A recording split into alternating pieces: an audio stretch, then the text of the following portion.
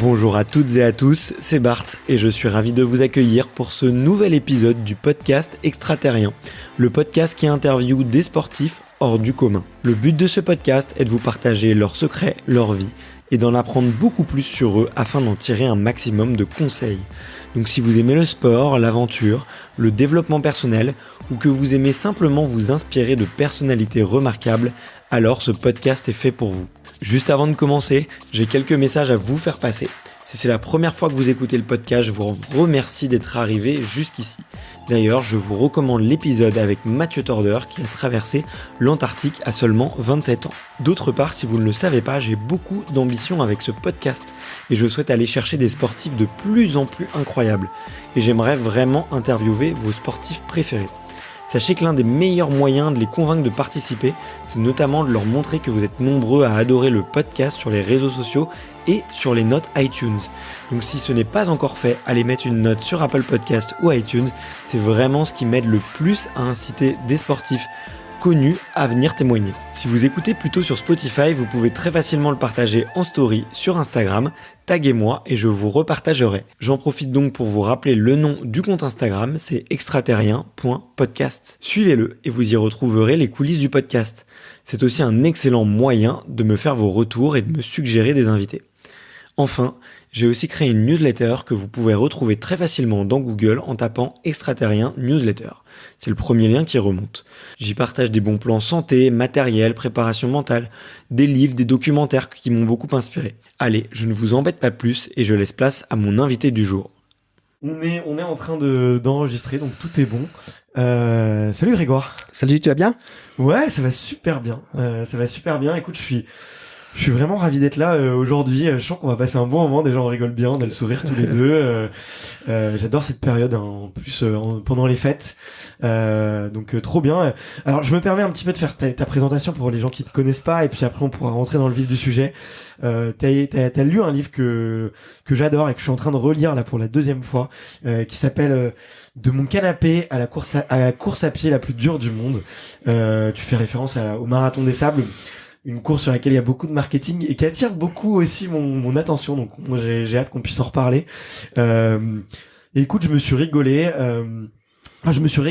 tu vois, parce que j'ai beaucoup ri en lisant ce livre, parce que je me suis beaucoup reconnu, j'ai beaucoup retrouvé la découverte de la course à pied qu'on peut avoir quand on est perdu dans la marée d'informations qu'on peut avoir, et aussi de trouver cette touche d'humour qu'on ne trouve plus parce que le sport, la course à pied est devenu beaucoup trop sérieux et qu'on essaye d'en faire quelque chose de beaucoup trop sérieux, alors que ça reste une activité ludique pour le bien-être et sur laquelle il faut se marrer, quoi, tout simplement. Donc voilà, je suis très ravi d'être là. Désolé pour cette intro un petit peu longue. Toi, comment ça va ?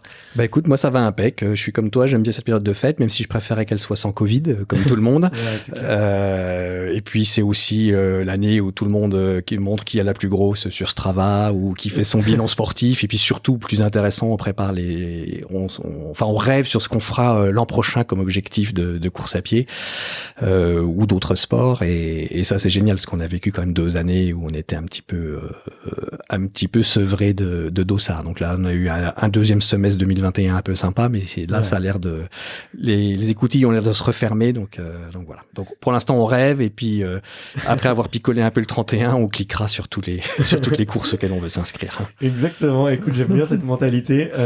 Et du coup, là, sur quoi tu vas cliquer et sur quoi tu rêves là en ce moment ? Alors en fait, j'ai pas tout à fait attendu le 31. Hier, j'ai cliqué sur un Infinity Trail. C'est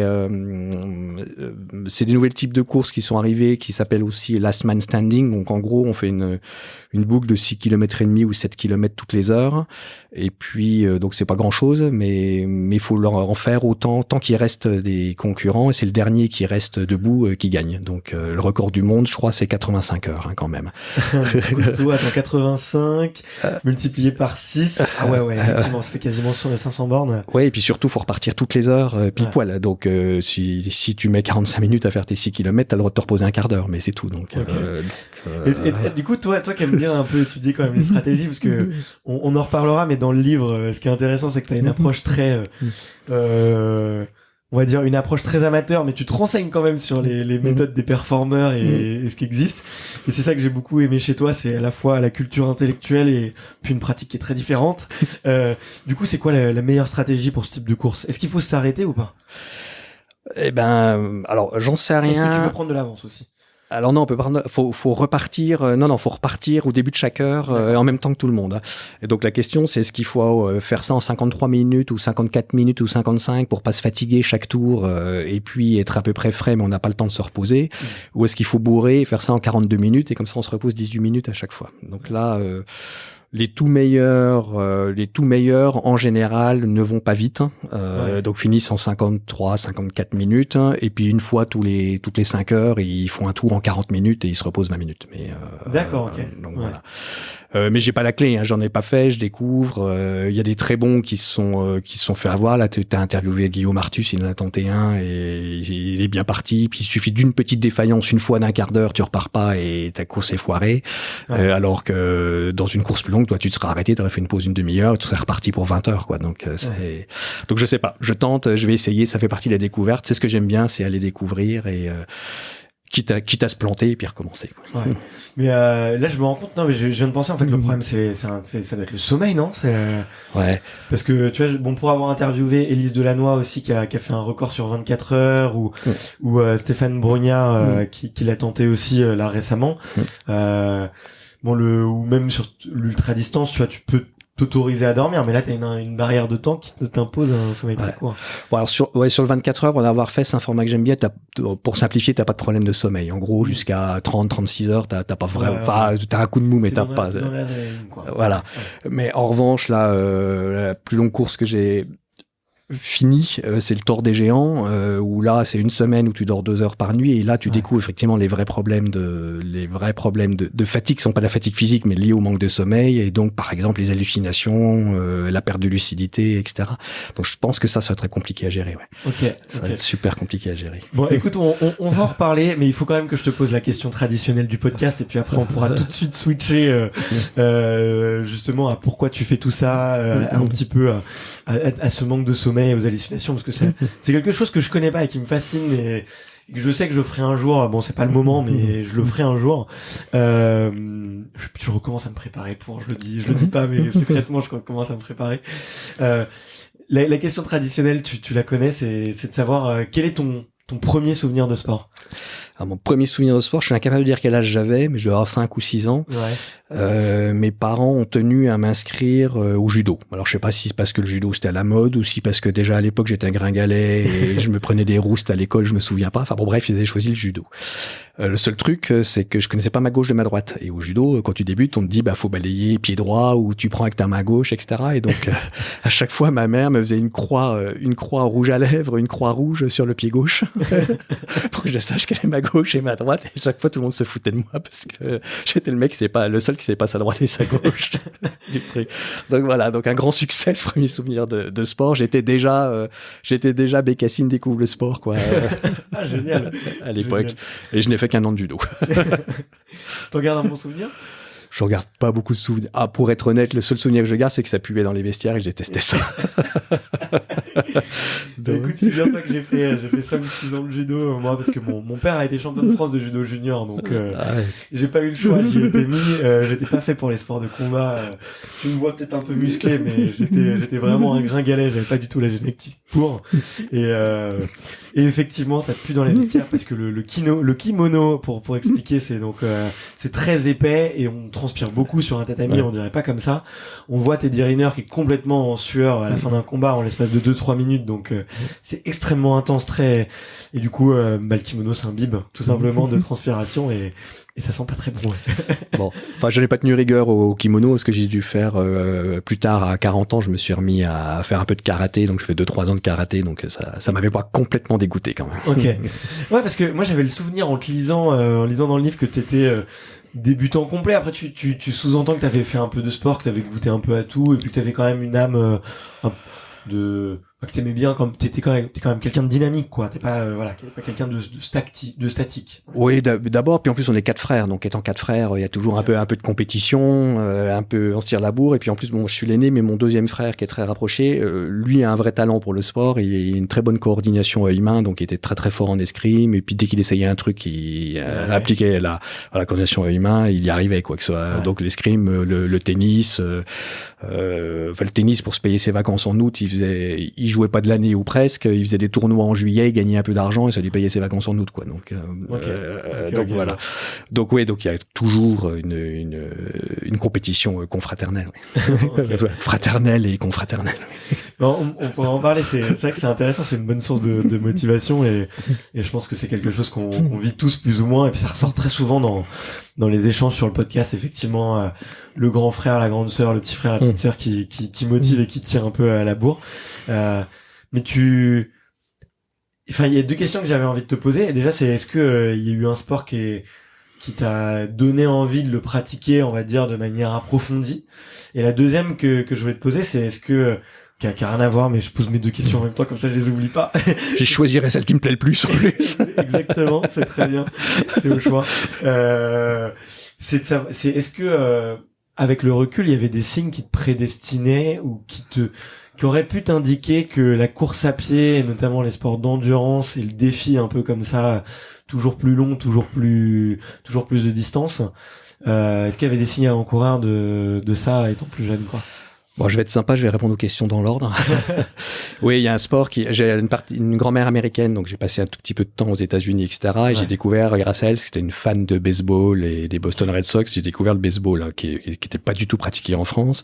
Donc j'en ai fait aux États-Unis, j'ai contribué à la création d'une équipe à Dijon, et donc j'ai fait beaucoup de baseball pendant 3, 4, 5 ans, et j'adorais ça. Okay. Et là, du coup, si j'avais eu les capacités, s'il y avait eu moyen d'en faire quelque chose, j'en aurais bien fait quelque chose de manière plus intense. Okay. Mais comme tous les ados se voient un jour footballeur en équipe de France ou sur un vélo au Tour de France, etc. Quoi. C'est pas aller plus loin que ça. J'avais pas le niveau pour être au haut niveau ni rien, mais ça j'en ai beaucoup fait, et à l'époque je m'imaginais assez bien faire une vie autour de ça. Bon. Okay. Puis après les études, la réalité, la vie, etc. Bon. Pour la course à pied, alors il y a deux réponses. Il y a une réponse paradoxal qui va être en deux parties. J'ai toujours aimé courir. Hein. Donc pour aller acheter le pain, je pouvais courir. Quand j'étais tout gamin, un de mes rêves c'était d'avoir 2 métiers. Et le premier c'était éboueur, parce qu'en fait les éboueurs passaient très tôt devant chez moi. Ça me réveillait tous les matins et je me disais c'est génial ça. Le matin je peux avoir un premier métier, donc gagner de l'argent. Déjà j'étais un peu financier. Et surtout mon boulot c'était pas je voulais pas conduire le camion, je voulais courir derrière le camion pour ce gars qui courait derrière le camion pour ramasser les poubelles. Et donc déjà j'avais l'idée que c'était sympa de courir, hein. Mais je pensais pas faire la compétition, etc. Je trouvais que c'était un mode de déplacement sympa. Donc ça c'est pour l'aspect j'aimais bien courir. Okay. Alors le deuxième aspect, c'est que donc du coup je me suis inscrit à l'athlétisme au collège. Il y avait athlétisme le mercredi après-midi. Donc j'étais plein de bonne volonté, mais j'étais tellement nul que mon prof savait pas quoi faire de moi. Donc du coup il m'a mis au saut en longueur, ça marchait pas. Il m'a mis au sprint, ça marchait pas. Et donc du coup il m'a mis à la course de haie. Il m'a dit t'es moyen en saut, t'es moyen en course, peut-être qu'en mettant les deux ensemble tu te débrouilleras. Puis en fait non, je me débrouillais pas plus. Donc donc voilà, donc j'ai fait ça 3-4 ans, un peu d'athlé au collège. Mais voilà quoi, j'étais pas. Ouais. Si une fois j'étais bon, j'ai fini 3e de ma région en triple saut. Ouais, non, 2e pardon. Mais il faut dire il y a que 3 concurrents, et il y en a un qui s'était claqué au premier saut. Donc voilà quoi. On le dit pas, mais effectivement quand on est jeune, effectivement on dit ah oui j'ai fait le premier, mais bon quel premier, le 3e a fait un no-show. Voilà exactement, le 2e s'est fait mal. Ouais. Et le 4e a oublié son caleçon, donc il a préféré ne pas courir, quoi. Voilà. Mais, ok, d'accord. Ok. Bon, ceci étant, pour rebondir sur l'endurance, je lisais déjà beaucoup à l'époque. Hein, j'adorais tous les bouquins de Jack London. J'ai adoré quand j'ai découvert la course de Flanagan, qui est les raisins de la colère de Steinbeck en mode course à pied en fait, donc la traversée des États-Unis. J'ai trouvé ça génial, ça m'a fait rêver, et donc j'avais déjà sans l'avoir intellectualisé, sans m'être dit c'est ça que je voulais faire, déjà c'est ce que je préférais, quoi, lire les bouquins d'aventure, et plutôt d'aventure à pied.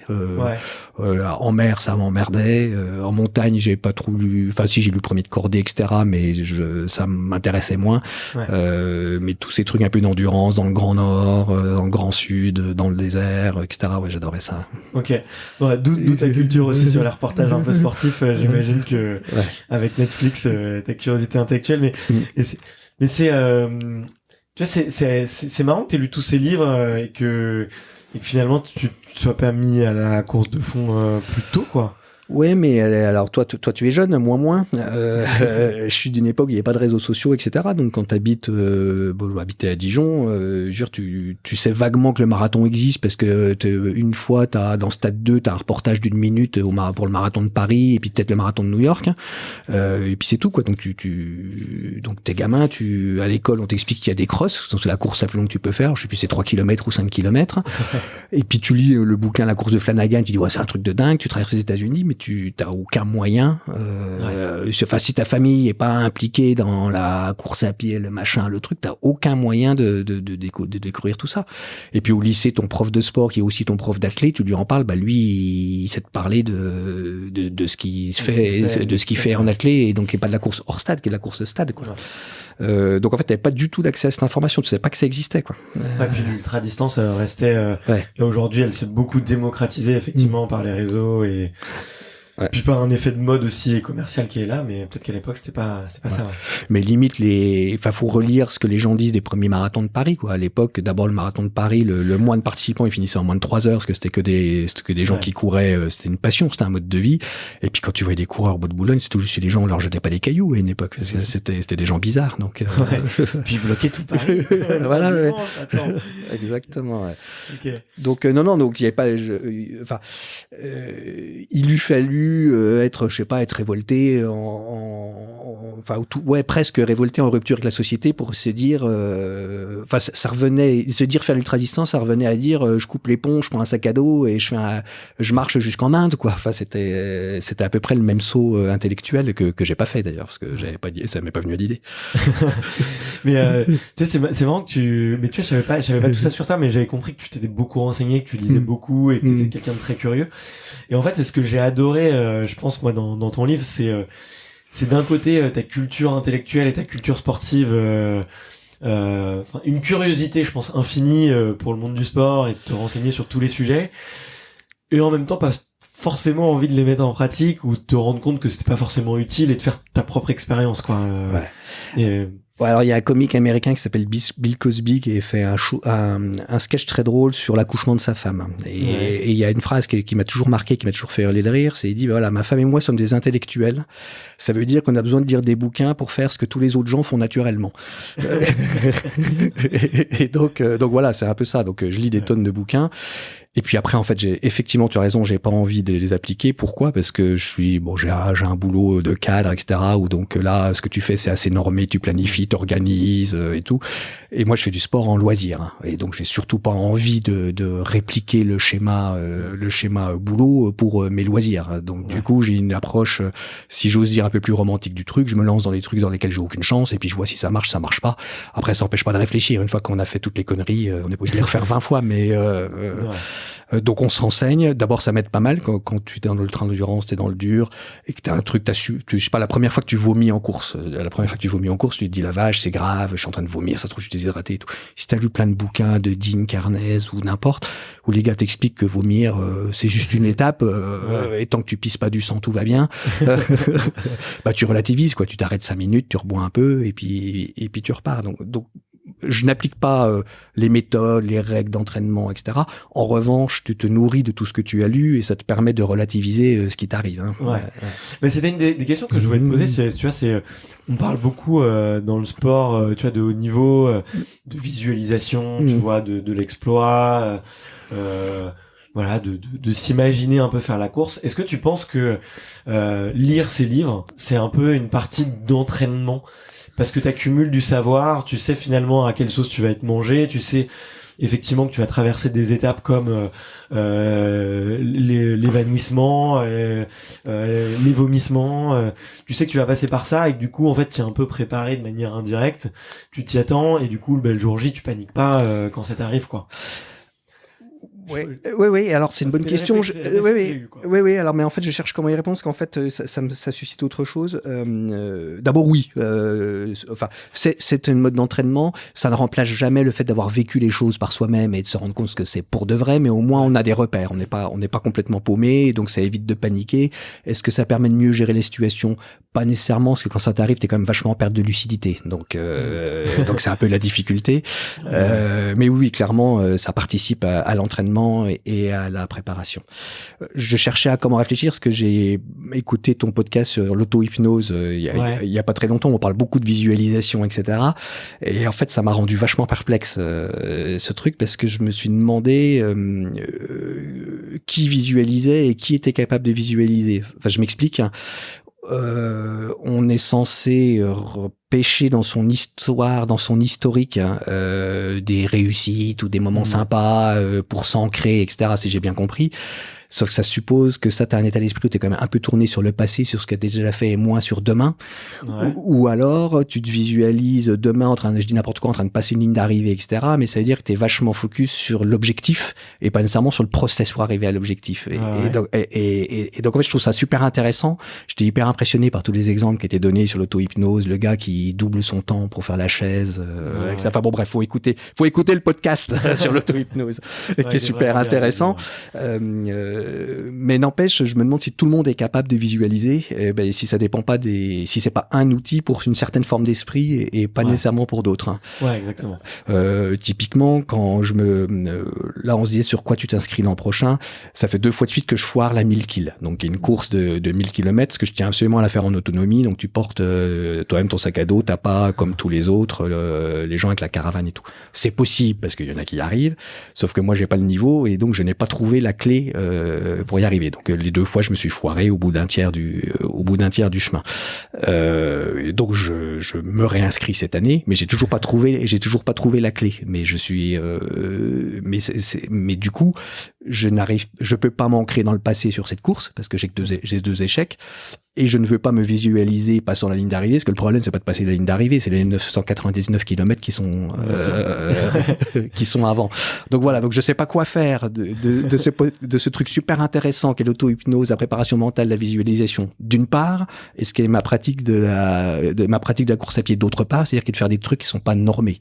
Ouais, bien sûr. C'est mon truc, c'est pas de dire j'ai fait un marathon en X temps et donc l'an prochain je fais 3% de temps en moins et je m'entraîne comme un dingue pour ça, et j'ai beaucoup de respect pour les gens qui ont la discipline de faire ça, c'est pas la question, mais moi mon truc c'est de dire ok, je fais un marathon, qu'est-ce que je fais l'an prochain, je fais 50 bornes ou je fais 100 ou je fais 150, mais et comme c'est pas normé, je vois pas ce que je peux visualiser.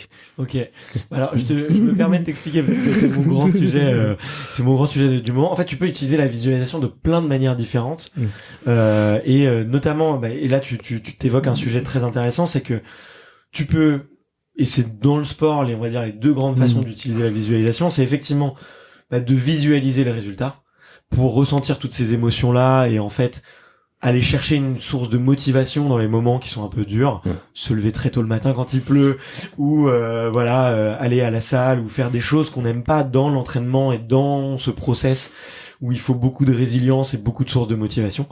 Et donc ça c'est très très utilisé effectivement dans les moments un petit peu durs, notamment par les grands champions. Là, j'en parlais avec un nageur, tu vois, qui te dit quand tu passes 2 heures dans l'eau à regarder les carreaux, pour te lever le matin, c'est pas facile, mais en fait, quand tu te réveilles et que tu penses à toute l'émotion que t'as quand tu passes sur un podium, à la Marseillaise, quand tu penses à tes parents qui te prennent dans les bras, en fait, tu dis ok, je fais ça pour ça et c'est pour cette émotion que j'ai envie de vivre, et du coup ça te donne un boost de motivation. Donc ça c'est la première grosse utilisation de la visualisation. Et la deuxième utilisation, qui peut être beaucoup plus utilisée dans les sports d'endurance, c'est effectivement de visualiser tous les problèmes que tu peux rencontrer durant ta course. Ça va être lourd, ton chariot va crever, tu vas perdre du matériel, ta montre GPS va se casser, t'auras plus aucun indicateur, il va se mettre à faire très froid, tu vas avoir des vomissements, tu vas tomber dans les pommes. Mais t'es fou, si je pense à tout ça, jamais je me lance. Mais malgré tout ça, tu vas t'imaginer en fait réussir. Tu vas imaginer passer outre tous ces inconvénients, toutes ces péripéties, et tu vas réussir. Et du coup, ça va te permettre en fait de plus ou moins mieux les affronter, et le jour J en fait de savoir un petit peu qu'ils existent. Et là où et la lecture en fait s'y rapproche beaucoup, parce qu'en fait quand tu lis un explorateur, quand tu lis quelqu'un qui a déjà fait quelque chose et qui te raconte toutes ces péripéties là, en fait plus ou moins tu l'intellectualises et tu sais que ça va t'arriver, donc ouais, c'est clair. Oui, du coup on reboucle. Donc de ce point de vue, oui, la lecture ça remplace un peu la visualisation. Ouais. Et du coup tu sais, c'est un peu à travers ce podcast, j'essaye moi de chercher parmi les gens qui font des choses extraterriennes, extraordinaires, qu'est-ce que le commun des mortels en fait peut utiliser comme outil. Et je pense que la lecture est un super outil en fait pour s'imprégner de tout ça, quoi. Donc ouais, c'est évident. Et puis en plus, l'autre intérêt de la lecture, c'est que quand tu es lecteur, tu n'es pas acteur en fait, hein.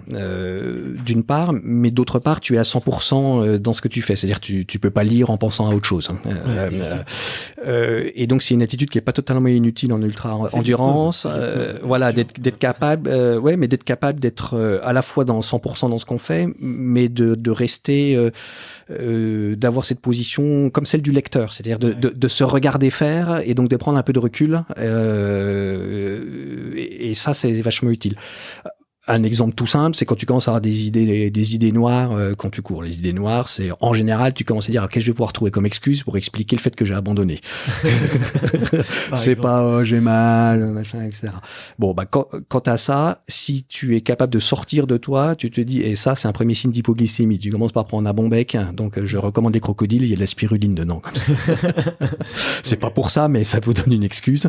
Ouais. Tu te rends compte que en ayant ce recul du lecteur, enfin comme le lecteur qui regarde l'action, tu te regardes en action, tu es capable de prendre du recul à un moment où tu es en perte de lucidité et de faire parfois ce qu'il y a à faire. Alors parfois tu es trop loin, mais et donc là typiquement, en général, tu prends ton morceau de sucre et ton hypo, elle est réglée en un quart d'heure et curieusement tes idées noires elles disparaissent. Hein. Sauf que en fait quand t'es dedans, les premières fois quand t'es dedans quoi. Tu ne vois pas d'issue. Donc quand tu commences à réfléchir à ça, tu sais que grosso modo dans 2 heures ou dans 2h30, sauf miracle, t'auras abandonné quoi, parce que tu commences à dire ouais mais du coup puis peut-être que j'ai peut-être ma cheville qui ma cheville et en fait quand tu ne penses qu'à ça tu penses qu'à ça plutôt que de penser à autre chose.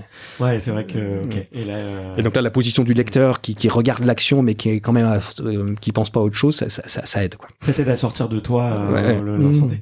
Et du coup c'est une question que je voulais te poser, toi qui as lu énormément et qui est parti dans la course à pied de zéro de ton canapé comme tu le dis, avec un premier 5 km puis très vite un marathon et des courses de plus en plus folles. Il y a beaucoup de lecteurs, enfin il y a beaucoup d'auditeurs du podcast, tu vois, qui effectivement vont faire de l'ultra distance, mais t'as aussi beaucoup qui font juste de la course à pied et qui osent pas forcément passer à l'ultra distance. Quelles sont un peu toi les lectures qui t'ont vraiment marqué ou qui t'ont vraiment apporté j'imagine toutes, tu vois, et t'en as déjà cité quelques-unes, mais si tu devais recommander, tu vois, quelques lectures à quelqu'un qui voudrait un peu se lancer, qu'est-ce que tu lui recommanderais? Parce que toi t'as tout lu, t'as vu aussi le pire le pire comme le meilleur. Non, mais je dirais ça dépend beaucoup de la configuration psychologique des gens. Il y a des gens qui ont besoin d'absolument d'être dans la progression, dans les trucs normés, parce que ça les rassure, et donc ils mettront plus longtemps à faire la longue distance, mais ils y arriveront parce qu'ils sont un peu bulldozers, quoi. Ils progressent. La première année, ils disent mon objectif sera de faire un 10 bornes, et puis la deuxième un semi-marathon, un plan, un machin, etc. Et donc là, il faut qu'ils lisent, je sais pas, du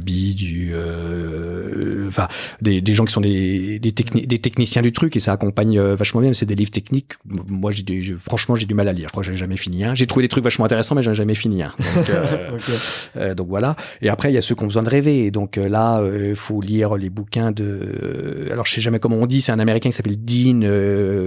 Alors Carnaz ou je sais pas quoi. Qui est le gars qui a en fait popularisé l'ultra l'ultra-endurance aux États-Unis. Ouais. Donc, en gros, l'histoire du gars, c'est un jour, il a 30 ans, il fête ses 30 ans, et puis il se rend compte qu'il a une vie super parce qu'il est cadre dans une boîte, il gagne bien sa vie, il boit des coups avec ses potes et tout, mais il se dit, en fait, il a une vie vide, et donc il dit, bah tiens, je vais courir. Pour mes 30 ans, je vais courir 30 miles, donc 45 bornes, sachant qu'il fait pas de sport, rien. Et puis, de cette expérience fondatrice, il décide de se lancer dans l'ultra-endurance, donc c'est hyper rigolo, parce que ça existait pas trop à l'époque. Et donc il explique toutes ses découvertes. Il dit par exemple, puis à la fin de son premier bouquin, il y a aussi 30 pages qui sont écrites par sa femme qui sont hyper drôles parce qu'il y a le miroir de ça. Okay. Et donc elle dit une fois j'étais vachement inquiet parce que mon mari il a bougé toute la nuit, m'empêchait de dormir, il dormait pas, machin et tout. J'ai cru qu'il était malade. Donc un petit matin j'ai dit mais qu'est-ce que t'es malade et tout. Il fait non mais je me suis inscrit à une course, il faut courir la nuit et je sais pas si on pouvait rester éveillé toute une journée, toute une nuit, toute une journée. Donc je me suis empêché de dormir toute la nuit. Donc voilà, où le gars il explique qu'il se fait livrer des pizzas au bord de la route au milieu du désert, quoi. Il va courir et puis il a besoin d'un ravito et donc il appelle, Speed Rabbit Pizza ou n'importe et le point de rendez-vous c'est le croisement du chemin communal machin et de la route bidule et donc à 3h du mat, il y a un étudiant qui a la camionnette de Speed Rabbit Pizza pour lui livrer ses 2 pizzas. Enfin bon bref. Et toi c'est les bouquins qui te parlent plus. Ouais, ça me parle parce que le gars il se pose pas des tonnes de questions, il essaye et puis il se plante 8 fois sur 10 et puis après il change un peu son fusil d'épaule et tout. Alors eux ils sont bons, sont des vrais sportifs, à la fin il en a fait carrière, etc. Ouais. Mais ce qui est bien c'est la découverte. Et donc la question c'est si on veut se lancer, ça permet de se rappeler que personne n'a commencé en sachant déjà courir 100 bornes, ça existe pas. Ouais. Que tout le monde a eu les chocottes avant de se lancer dans son premier 10 km, dans son premier 20 bornes, dans son premier marathon, dans son premier 100 bornes, dans son premier 100 miles, dans sa première course de nuit, dans sa première course de montagne, et c'est normal d'avoir les chocottes. Et puis aussi, ça permet de se rendre compte que c'est pas grave l'échec. Genre, il faut se lancer dans des objectifs dont on sait qu'on ne les atteindra pas, enfin qu'on est incapable de les atteindre un jour, on se lance. Ça, c'est la définition d'un vrai objectif. Sinon, c'est se dire je vais faire la même chose que je sais déjà faire. Ok.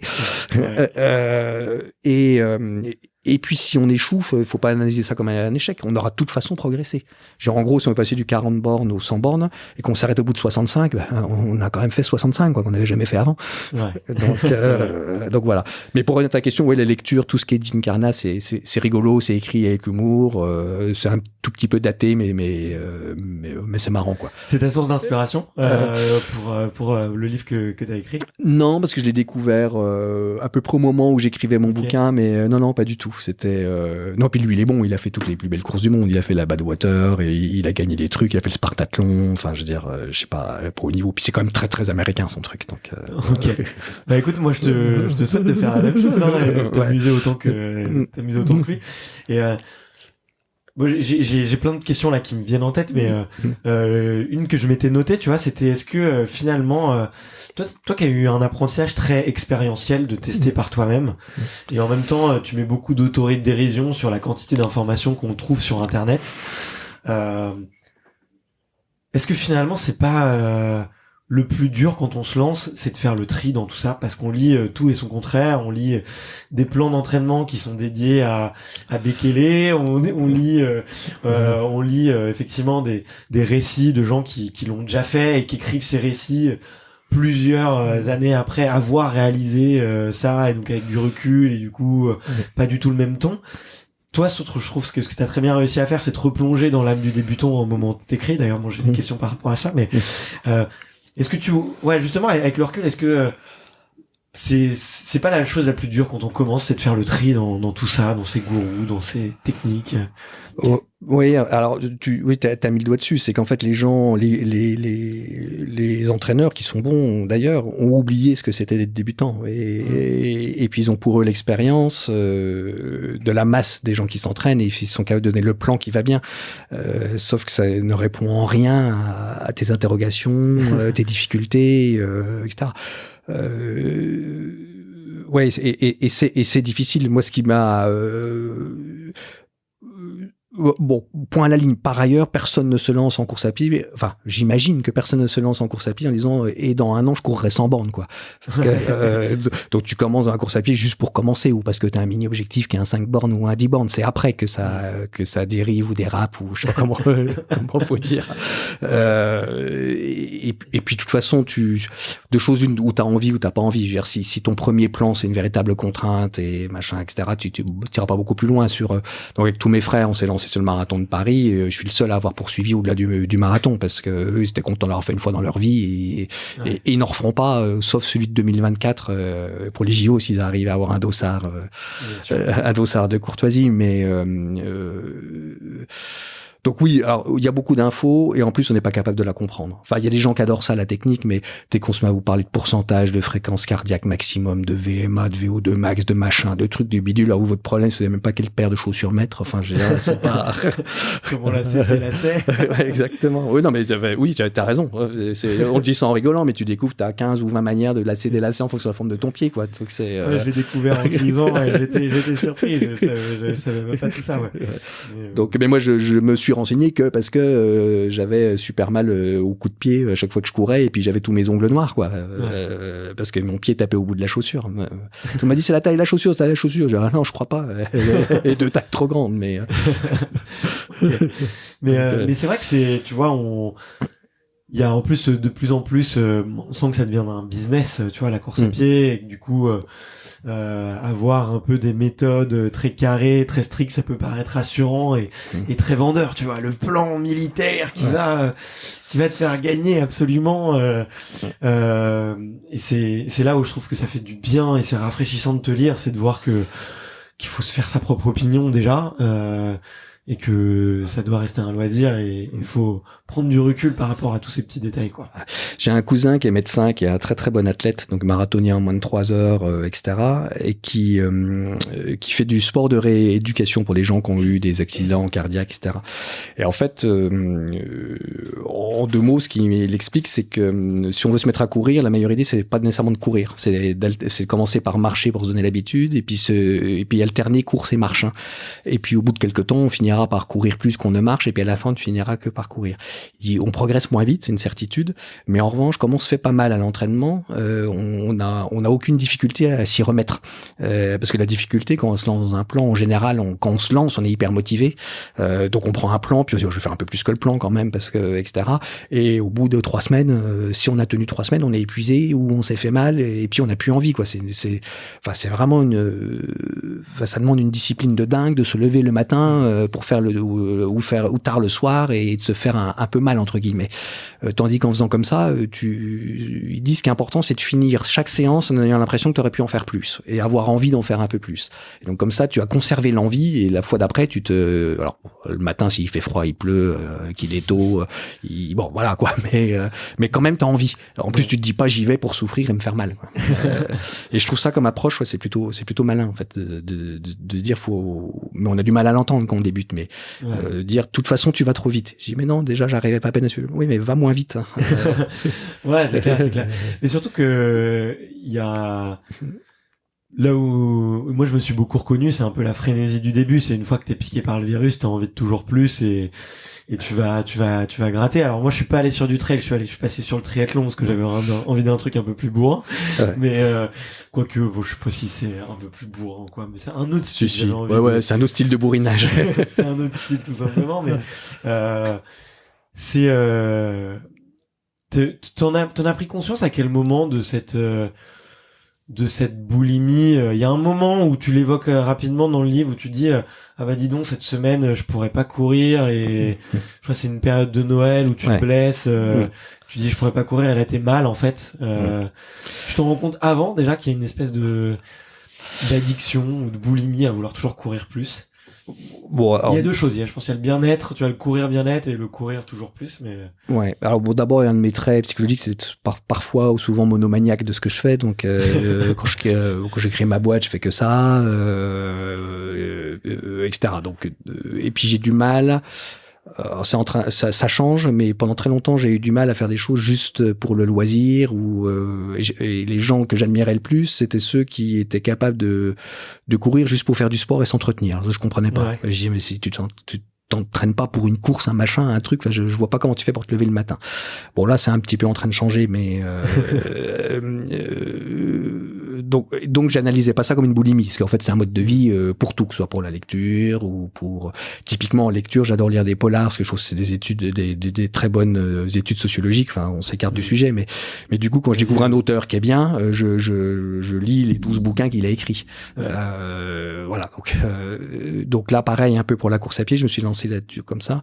J'ai jamais été convaincu qu'il y avait une addiction, une boulimie. Je fais souvent le rapport de temps passé à ça avec le rapport de temps que les gens passent sur leurs écrans, soit à la téloche ou même juste du golf. Même les gens qui font du golf, enfin tout le monde sait que ça prend du temps. Tu fais un 18 trous, je sais pas combien de temps ça prend. Enfin un 18 trous, c'est 5-6 heures. Ouais, Facile.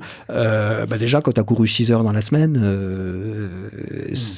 et tout le monde trouve ça asocial d'avoir couru 6 heures dans la semaine, parce que t'as fait 6 fois 1 heure dans ta semaine, et c'est un dingue, il court tous les jours, il y a plus que ça dans sa vie, gna gna.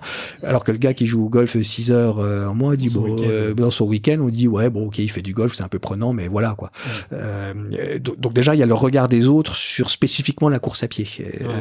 Et donc moi je dis tant que c'est bien dit, merci. Non mais ça fait du bien. Maintenant je me dirais et toi t'as regardé combien d'heures Netflix cette semaine, tiens? Non mais exactement, quand tu dis aux gens, alors avant c'était la télé, maintenant les gens regardent moins la télé, mais t'as regardé combien d'heures Netflix, Amazon Prime et tout, les gens savent pas, et dis vas-y, ton iPhone il te dit toutes les semaines combien d'heures t'as passé sur ton écran, et dit bah moi j'ai couru la moitié du temps de ça, donc quel est le problème?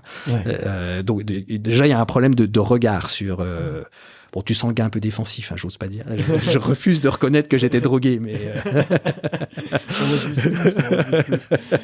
c'est d'ailleurs le premier symptôme de la boulimie sportive, c'est de refuser d'accepter. Alors après, il y a un autre sujet qui est, on a beaucoup parlé de bigorexie, de boulimie sportive, etc. Mais j'ai toujours eu un peu de mal avec, enfin, la bigorexie, en gros, c'est un mot qui vient de big en anglais, donc c'est les gens qui ont des gros muscles parce qu'ils font beaucoup de muscu. Bon. Donc là, je veux bien qu'il y ait un sujet d'une manière ou d'une autre. Ceci dit, quand tu fais des sports d'endurance ou d'ultra-endurance, comment est-ce que tu veux t'entraîner sans faire de l'endurance et de l'ultra-endurance? Enfin, je veux dire, t'es obligé d'y passer du temps. Je veux dire, c'est consubstantiel au truc. Et donc, je vois pas bien comment tu peux imaginer qu'un gars qui va faire le Tour de France ne va s'entraîner qu'une demi-heure par jour, hein, ou un quart d'heure par jour. Et de la même manière, si tu te dis, je vais faire courir à 160 bornes à 100 miles, je vois pas bien comment tu vas faire en t'entraînant une demi-heure tous les matins, quoi. Enfin, et donc, c'est un peu le serpent qui se mord la queue. Est-ce que tu fais de l'ultra-endurance parce que t'es monomaniaque et ça te permet de beaucoup courir, ou est-ce que tu cours beaucoup donc tu te mets à l'ultra-endurance? Enfin, je sais pas, mais de toute façon, de manière consubstantielle, si tu te lances là-dedans, tu vas y passer du temps. C'est obligé. Sinon, t'y arrives pas. Donc, c'est pas, enfin, j'ai pas de réponse. Tout ce que je sais dire, c'est qu'à un moment, j'ai changé de boulot et du jour au lendemain, j'ai arrêté de courir pendant 18 mois parce que c'était un boulot hyper prenant bon, j'ai bien eu 2-3 tentatives pour m'y remettre, donc j'ai couru, je sais pas, le week-end 3 fois en 18 mois et c'est tout. Donc on est aussi capable de m'arrêter sans me pendre, sans etc. Donc donc boulimie, je sais pas si c'est le bon mot. L'envie, c'est certain. Et puis c'est un sport qui est auto-limitant. Je m'explique. Si tu dis je vais faire un trail de 100 bornes ce week-end, hein, avec un peu de dénivelé, etc. Donc tu t'entraînes pour ça, sauf qu'une semaine avant t'arrêtes de courir, grosso modo, pour faire un peu de jus, et puis une semaine après tu cours plus parce que t'es pas capable. Je veux dire, tu marches en canard, etc. Et donc il y a un moment on se pose la question, c'est est-ce que pour avoir couru 100 bornes un week-end, t'es prêt à sacrifier 2 semaines de course à pied, c'est-à-dire la semaine avant et la semaine après, parce que finalement d'habitude 100 bornes c'est ce que tu faisais par semaine, donc t'en faisais 200 en 2 semaines. Et puis là, t'en as fait que 100. Et donc, quel est le rapport coût-bénéfice, entraînement, etc. Donc, à quelques exceptions près, t'as des gens qui enchaînent comme des dingues, Christophe Le Sceau, à une époque Jean-Michel Touron, etc. C'est auto-limitant. Enfin, tu ne peux pas courir comme un dingue tout le temps. Ton corps y arrive pas. Ouais, bien sûr. Mais tu sais, toi, enfin, est-ce que tu t'es posé la question de pourquoi tu voulais faire des courses de plus en plus dures et pourquoi est-ce que tu voulais allonger la distance? J'ai l'impression qu'au début, dis-moi si je me trompe, hein, je fais de l'analyse, c'est pas très poli, mais bon. Non, mais ça permet de rebondir, y a pas de souci. Mais tu vois, au début, et c'est un petit peu, au début, tu le dis clairement, c'est, une fois que t'es dans un objectif, tu te lances un objectif encore plus fort pour ne plus penser au premier objectif qui va du coup te paraître ridicule, mais qui est déjà une performance par rapport à tes capacités. Du coup, c'est un peu une fuite en avant de comment est-ce que j'oublie le prochain objectif, et du coup, t'es un peu pris dans cet engrenage-là. Mais est-ce qu'il y a, je sais pas, il y a un truc que tu vas chercher, enfin, pourquoi aller chercher toujours plus long, quoi? C'est un peu la question. Alors, il y a une raison d'ordre purement pratique, hein, c'est que j'aime pas me faire mal à l'entraînement. Donc, si tu veux aller plus vite, il y a pas de secret, il faut se faire mal à l'entraînement, faire du fractionné, il faut faire de l'intensité, etc. Or, comme moi, je suis dans une démarche loisir et découverte, j'ai pas le courage de me faire mal. J'ai le courage de m'épuiser, c'est-à-dire de courir 2 heures et demie sous la pluie, mais j'ai pas le courage de me faire une demi-heure de fractionné ou 40 minutes de fractionné. Donc déjà, ça limite ma capacité à me dire je reste sur la même distance et je m'améliore tous les ans. Ouais, mais attends, mais quand tu fais une course comme le Tour des Géants ou la 1000 kills, tu te fais mal, quoi, à ce moment-là, à cet instant-là. Non, pas. Enfin, pas mal du tout. Attention, je vois la personne qui y arrivait. Non, mais tu découvres Alors, cette démarche de progression, tu découvres plusieurs sujets. Tu découvres des sujets qui sont la différence entre l'inconfort, la douleur et la souffrance. Hein. Donc, t'as bien le temps d'y réfléchir. Donc, est-ce que t'es dans l'inconfort quand t'es dans l'un et dans l'autre? Oui. Est-ce que t'es dans la souffrance? Certainement pas. Est-ce que tu es dans la douleur? C'est hyper rare et si tu es dans la douleur, il faut te poser les bonnes questions, il faut s'arrêter, etc. Donc après la question c'est quel degré d'inconfort tu es prêt à accepter juste pour un loisir, pour aller au bout, etc. Donc si se faire mal c'est être dans la souffrance, la réponse est jamais. Si c'est être dans la douleur, j'ai pu flirter avec, mais c'est pas pour ça que je le faisais. C'était juste les circonstances qui ont fait que c'était compliqué. Donc ça, c'est le premier sujet. Le deuxième sujet, c'est qu'on a des vies qui sont quand même vachement normées. Et si je peux prendre une image, t'as le choix en matière sportive entre être touriste, voyageur ou aventurier. Le touriste, c'est tu prends l'avion, tu fais un tour, tu fais le tour de la ville de Barcelone ou je sais pas quoi avec un guide qui te montre et tout est bien cadré, zéro risque, et tu découvres un truc et c'est sympa. Donc typiquement c'est le marathon de Paris, quoi. Tu t'inscris au marathon de Paris, tu découvres ça, bon bref. Après t'as le voyageur, c'est je dis n'importe quoi, tu prends un avion, tu vas en Inde et puis là t'as pas réservé en Inde et tu te démerdes pour faire avec ton sac à dos pendant 2-3 semaines l'Inde et puis tu reviens avec ton avion. Donc là, tu t'es pas vraiment mis en risque, hein, parce que tu as quand même ton téléphone portable, ta carte de crédit, mais tu as découvert un truc et puis tu avais un peu d'incertitude. Ouais. Donc là, c'est éventuellement un Tour des Géants ou une 1000 kills parce que t'as jamais essayé. Puis après, tu as l'aventurier, donc tu as les gens que tu as interviewés qui sont allés, je sais pas, au pôle sud, au pôle nord, qui ont traversé un désert à vélo, je sais pas quoi, enfin bon, des trucs de dingue. Bon. Et donc ça, c'est pour les différents types de voyages. Et en fait, l'aventure mentale, psychologique, c'est la même. Hein. C'est-à-dire, soit tu fais des trucs avec lesquels tu es à l'aise, hein, donc tu es touriste, et il n'y a pas de honte à courir un 10 bornes pour essayer d'améliorer ça ton meilleur temps de 10 secondes, à faire un semi-marathon, etc. Et puis tu as le truc un peu voyageur, où là tu ferais un trail long, donc même si tu sais faire, tu as déjà couru 160 bornes en montagne et tout, c'est quand même à chaque fois, tu n'es jamais sûr de finir complet, parce que tu peux être un jour sans, où il se met à pleuvoir, il fait froid, t'as pas le mal, enfin bon, peu importe. Et puis tu as l'aventure. Hein, et donc là, mais l'aventure qui reste aseptisée pour nous occidentaux, et donc là c'est un Tour des Géants ou une 1000 kills, etc. Parce que tu sais pas du tout où tu vas psychologiquement, t'es dans l'incertitude et t'as pas la carte. Si tu t'as personne qui te fait un plan d'entraînement pour courir 1000 bornes. Si tu veux, t'as personne qui te dit le Tour des Géants, ça se gère comme ça. Ça se gère comme tu peux au moment où tu peux, etc. Et donc ce que je décrivais pour les voyages, c'est le voyage psychologique. Pour moi, c'est la même chose. C'est essayer d'arrêter d'être touriste, être le plus souvent possible voyageur, et puis de temps en temps, si c'est possible, une fois par an, être aventurier, partir sur un truc que j'aime pas, et donc ça enrichit le carnet de voyage qu'on a à l'esprit, quoi. Mais écoute, moi qui aime bien voyager, la métaphore me parle très bien. Donc du coup, ce que tu sous-entends peut-être, c'est c'est que plus la distance s'allonge, plus tu vas vers de la découverte et plus tu vas vers de l'inconnu. Et c'est ça que tu vas chercher du coup. En fait, sur l'intensité, je vois pas bien ce que je vais découvrir de plus, à part que je vais vomir plus vite et voilà. Non, mais pour être concret, sur le Tour des Géants, par exemple, j'ai découvert les hallucinations qui sont liées au manque de sommeil. Et puis ça, c'est un truc qui est assez... Il y en a beaucoup sur une semaine ? On a tous à peu près au même moment. On s'était regroupés à 3 pour courir. Donc je vais très vite là-dessus parce que c'est rigolo, mais on rencontre un Chinois qui était en train de harponner des pommes de pin avec son bâton parce qu'il était convaincu que c'était des animaux qui l'attaquaient. Donc on l'a pris sous le bras pour l'emmener avec nous en disant il est pas bien, quoi. J'ai un autre coureur qui à un moment s'arrête dans une montée. Donc la même nuit, il me dit arrête-toi, fais gaffe, il y a des requins. J'ai donc en montagne, tu vois, t'es à 3000 et tout. Je dis ouais, où ça, devant? Et donc tu lui dis tranquille Baptiste, tu lui dis t'inquiète, moi je viens de Bourgogne, donc je suis un spécialiste des requins, donc aucun rapport. Je dis je te passe devant et tu me dis juste s'ils m'attaquent, mais ceux-là je crois que c'est des gentils, donc tu passes dans les rochers, bien sûr il se passe rien. Il dit non c'est bon, ils ont pas attaqué, tu vois, je t'avais dit ils sont gentils, viens. Donc le gars en pleine alu il te suit parce qu'il voit que t'es un expert des requins de montagne, quoi. Enfin, bon. Et puis moi à ce moment-là je cours et puis je vois un truc bizarre au bord de la route, je vois des renards. Donc, je me dis, les renards, est-ce qu'il y a censé avoir des renards au bord du chemin, là, comme ça? Donc, je dis, je vais rien leur dire, parce qu'ils sont tous en alu, et puis je suis le seul à pas être en hallucination, donc, je vais les conduire. Puis 3-4 heures après, je leur dis, mais, croyez qu'il y a des renards dans le coin? Le gars me dit, ouais, bien sûr, ça arrive et tout. Je dis, ah bon, vous avez vu ceux qui étaient au bord du chemin? Je dis, mais non. Mais je dis, mais si, au col, là-haut, quand on a tourné, vous avez bien vu, il y avait des renards. Il dit, mais ils faisaient quoi, les renards? Les 3, ils étaient assis au bord du chemin, ils jouaient aux cartes et ils fumaient une clope. Pourquoi? Et donc, c'est bien ce que j'avais vu et j'étais aussi, si tu veux, convaincu que c'était bien ce que j'avais vu. Et 4 heures après, j'étais encore convaincu que c'était bien ce que j'avais vu. Bon.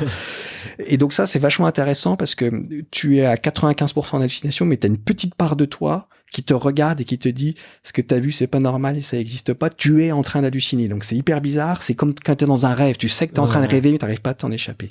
Ça j'ai découvert ça grâce à l'ultra-endurance sur le Tour des Géants.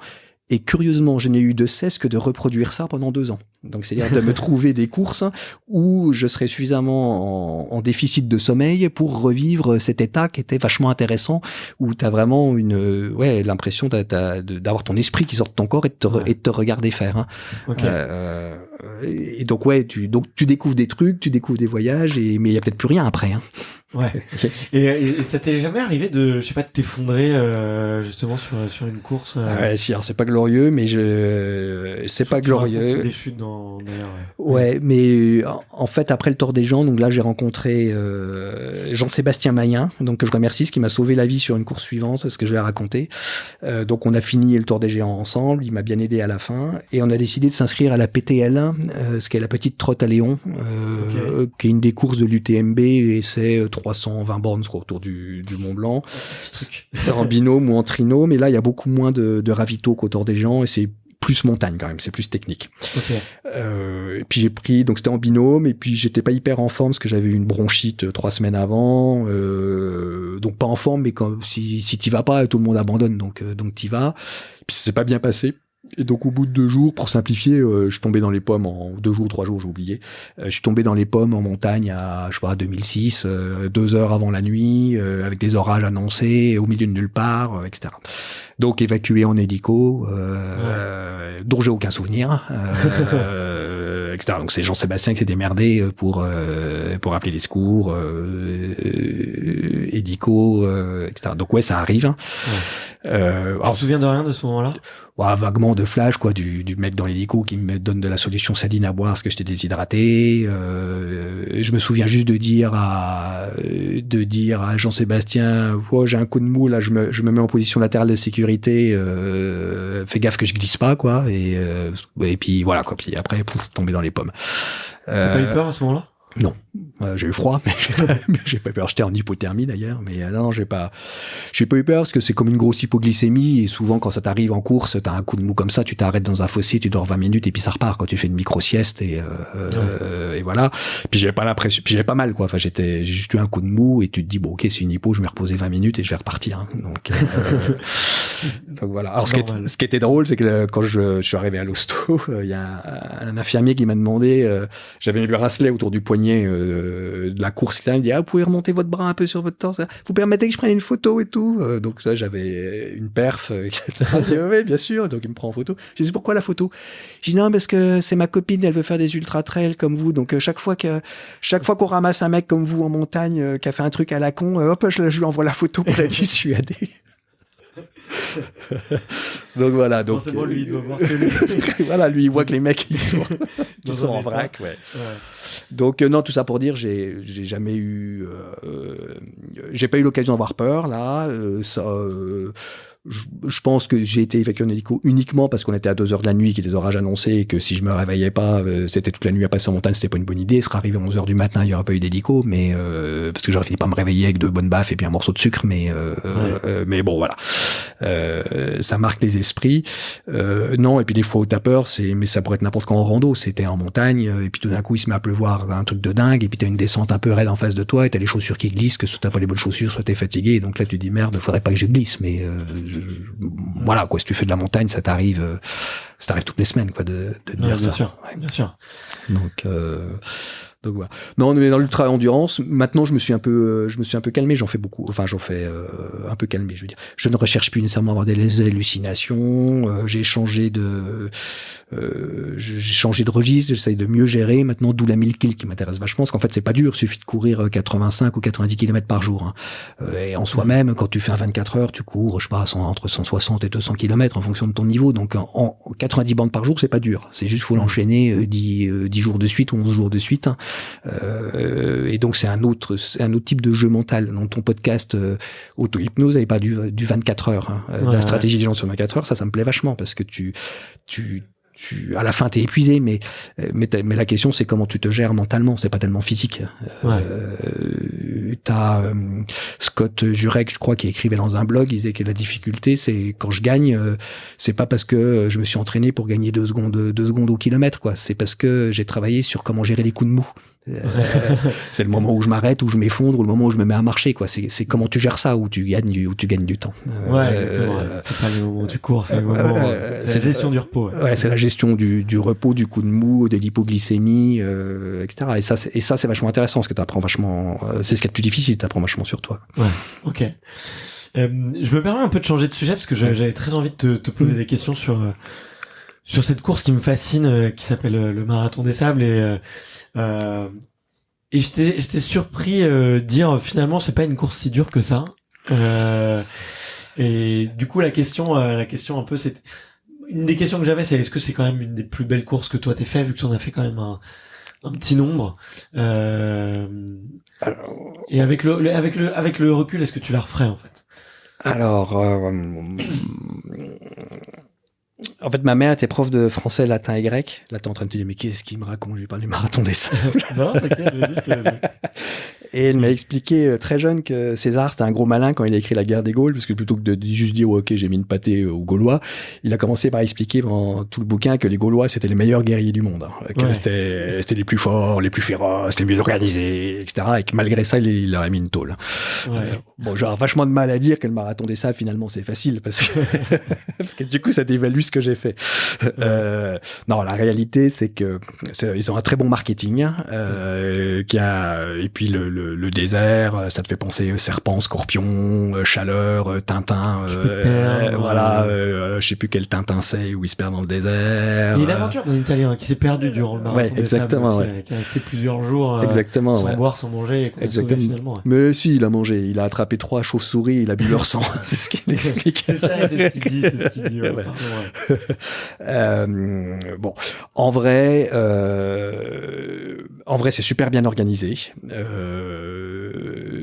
Et l'organisation de la course a strictement aucune envie, en étant au milieu du Sahara, de rapatrier des gens à la base. Donc les barrières horaires sont super larges pour permettre à tout le monde, sauf cas de blessure bien sûr, d'arriver à bon port le soir et de redémarrer le lendemain. Alors après, si t'es pas un peu entraîné, tu fais quand même 250 bornes en une semaine, dans les cailloux, dans le sable, etc. Donc faut avoir couru. Mais tu as des gens qui ont fait ça en marchant tout le long. Alors certes en marchant n'avons pas, mais en marchant tout le long et qui l'ont fini. Voilà. Donc en fait, le marathon des sables, ça a la difficulté que tu y amènes toi. Tu peux soit te décider d'y aller en mode marche un peu dynamique et c'est une super aventure. Tu prends des photos, t'es sous ta tente, tu bivouaques le soir, tu fais ça en bande parce que du coup t'es 4 ou 5, c'est génial. Soit tu te dis je vais me taper un top 100. Je connaissais pas du tout cette façon de faire le marathon des sables, mais ça me donne envie d'un coup. Ouais. Puis soit tu dis je vais être dans le top 100, donc faut être marathonien en moins de 3 heures, et puis là t'es dans la perf, donc tu cours comme un bourrin toute la journée, et puis le soir tu fais surtout rien en bivouac pour récupérer. Donc est-ce que c'est une très belle course? Oui.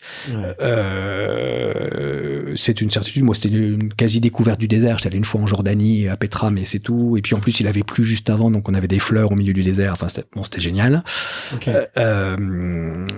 Donc oui, c'est une superbe course, c'est une des plus belles que j'ai faites. Est-ce que je le referais? Oui, mais pas comme je l'ai faite, parce que moi je l'ai faite en m'entraînant beaucoup comme un sportif entre guillemets.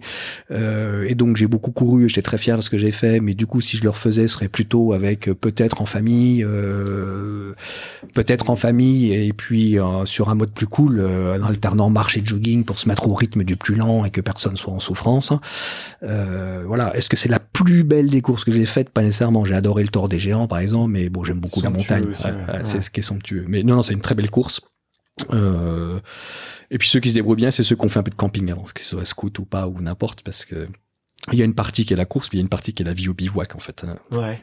Et si t'as pas l'habitude d'être sous la tente, etc., t'as une deuxième source de stress, de fatigue, etc. Tu récupères pas bien, donc là tu dois trouver ça un peu moins sympa quand même. Est-ce que tu dois monter ta propre tente, c'est ça? Non, là en fait tu portes tout dans ton sac à dos, sauf la flotte pour une semaine. Et en revanche, ils te montent des tentes à l'arrivée. Donc quand t'arrives le soir, la tente est montée. La tente est montée.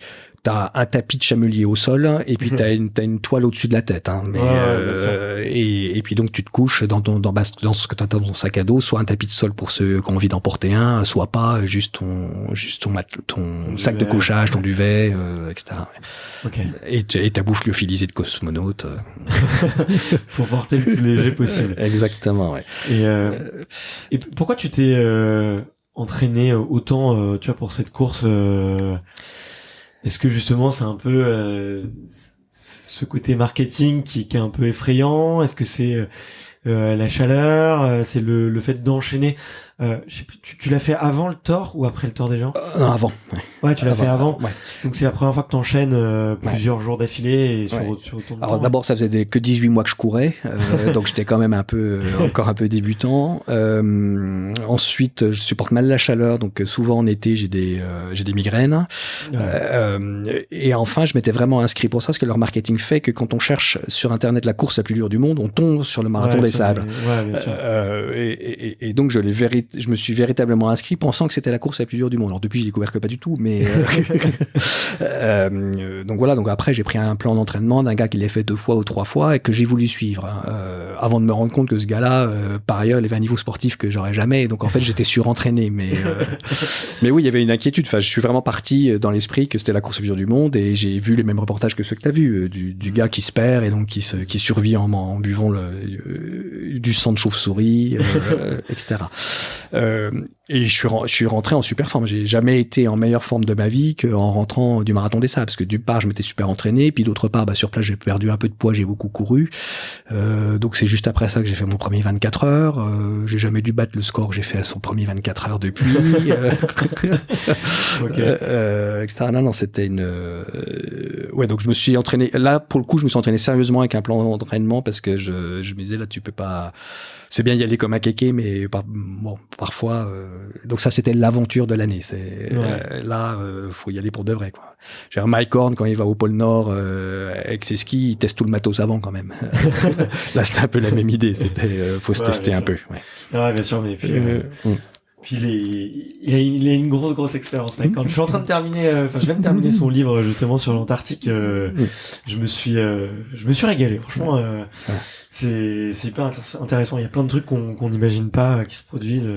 C'est fou. Tu les as lus aussi? Ouais, j'ai lu, mais j'ai adoré. En fait, de mémoire, son premier chapitre, il explique qu'il fait une tentative ratée parce qu'il a les doigts qui explosent à cause du froid et donc il se fait évacuer en URSS ou en Russie où le chirurgien se propose de lui couper tous les doigts. Et en gros, ça, de mémoire, c'est les 2 premiers chapitres de son bouquin. Tu dis, mais la vache, mais moi, j'en fais 600 pages là, de son aventure, c'est que les 2 premiers chapitres, qu'est-ce qui va se passer après, quoi. C'est vraiment ça. Non, mais c'est génial, quoi, le nombre de choses qui lui arrivent et la facilité avec laquelle il gère tout ça, c'est dingue. Ouais. C'est vraiment dingue.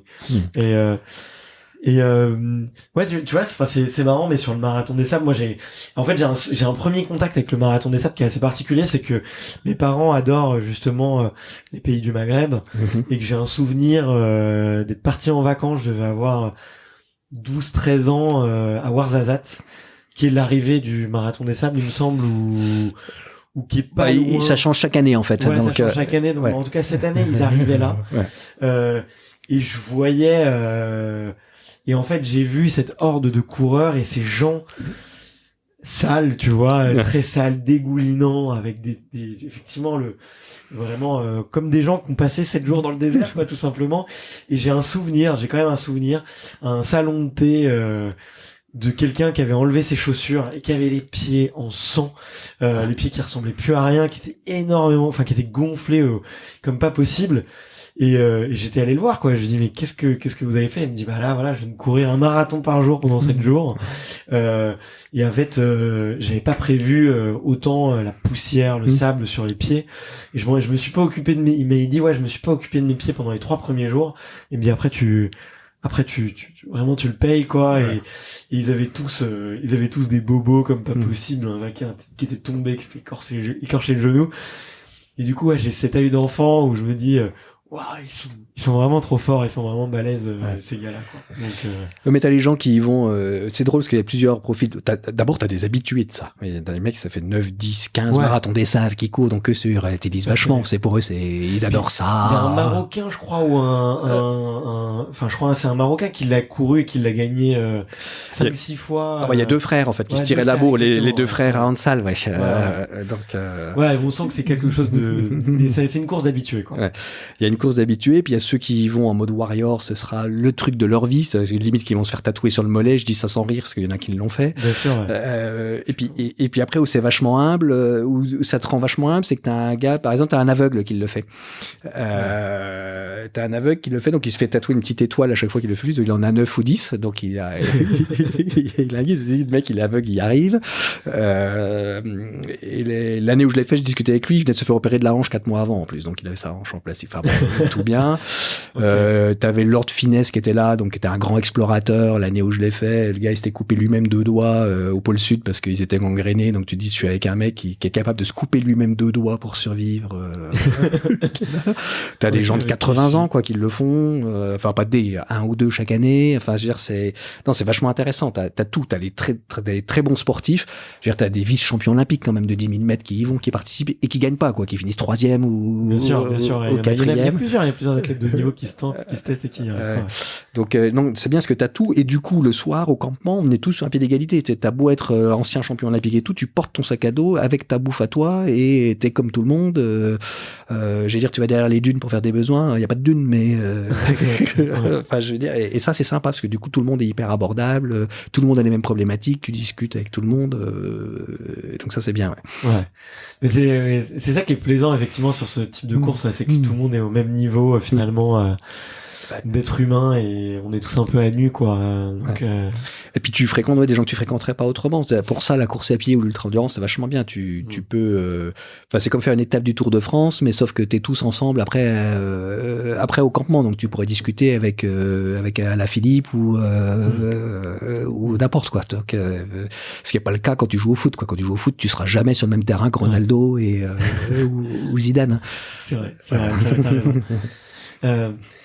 Et après toutes ces courses, il y a encore des choses qui te font peur, même Question large aussi, au sens large, il y a des choses qui te font peur dans la vie une fois que t'as... Alors, déjà en course à pied, oui, le froid. J'ai eu plusieurs fois des hypothermies et ça, c'est un truc qui me fait flipper de manière irrationnelle.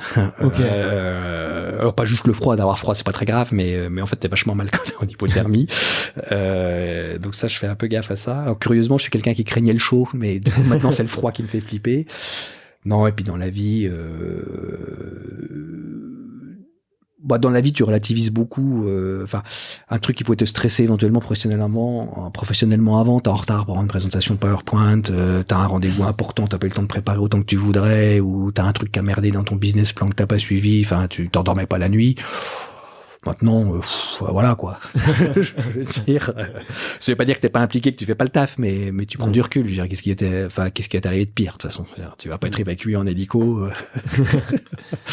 Donc ça, c'est pour le boulot. Après, dans la vie personnelle, j'imagine qu'on a chacun nos psychologiques. Il y a pas, tout est pas transposable, quoi. Si t'es quelqu'un qui aime pas le conflit, t'aimes pas plus le conflit parce que t'as fait de la course à pied.